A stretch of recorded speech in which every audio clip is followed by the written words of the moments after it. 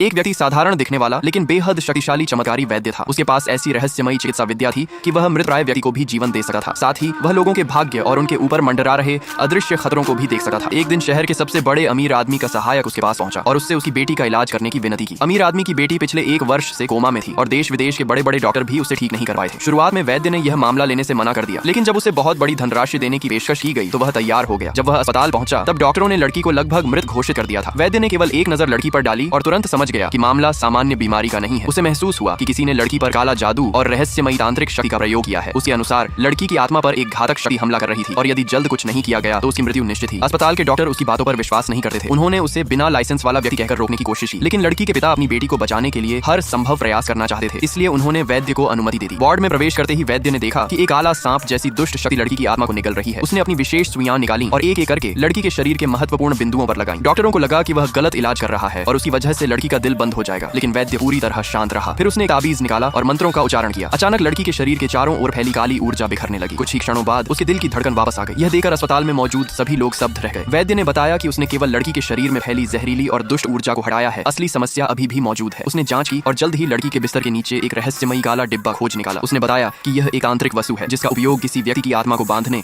और उसकी किस्मत को चुराने के लिए किया जाता है। उसने अमीर आदमी को बताया कि कोई करीबी व्यक्ति उसकी बेटी की आत्मा का उपयोग करके अपनी किस्मत और शक्ति बढ़ा रहा था। क्योंकि यह डिब्बा लड़की के इतने पास रखा गया था, इसलिए अपराधी परिवार या घर के बहुत नजदीक का व्यक्ति ही हो सकता था। इसके बाद वैद्य ने उस काले डिब्बे को नष्ट कर दिया। डिब्बे से भयंकर काली ऊर्जा निकली, लेकिन उसने अपनी शक्तियों से उसे भी समाप्त कर दिया। जाते समय उसने चेतावनी दी कि जिसने यह तंत्र किया है उसे उसी रात इसका भयानक दुष्परिणाम भुगतना पड़ेगा। जैसे ही वह वहां से गया, 1 वर्ष से कोमा में पड़ी लड़की ने अपनी आंखें खोल दी और पूरी तरह होश में आ गई। दूसरी ओर दूर कहीं एक गुप्त स्थान पर बैठा तांत्रिक गंभीर रूप से घायल हो गया, क्योंकि उसकी बनाई हुई काली साधना और तांत्रिक व्यवस्था नष्ट हो चुकी थी। अगले दिन अमीर आदमी का सहायक भयभीत अवस्था में वैद्य के क्लिनिक पहुंचा और उसके सामने घुटनों के बल गिर पड़ा। उसने स्वीकार किया कि वह तांत्रिक के प्रभाव और नियंत्रण में आ गया था और उसी ने अनजाने में वह काला डिब्बा लड़की के पास रखवाया था। अब तंत्र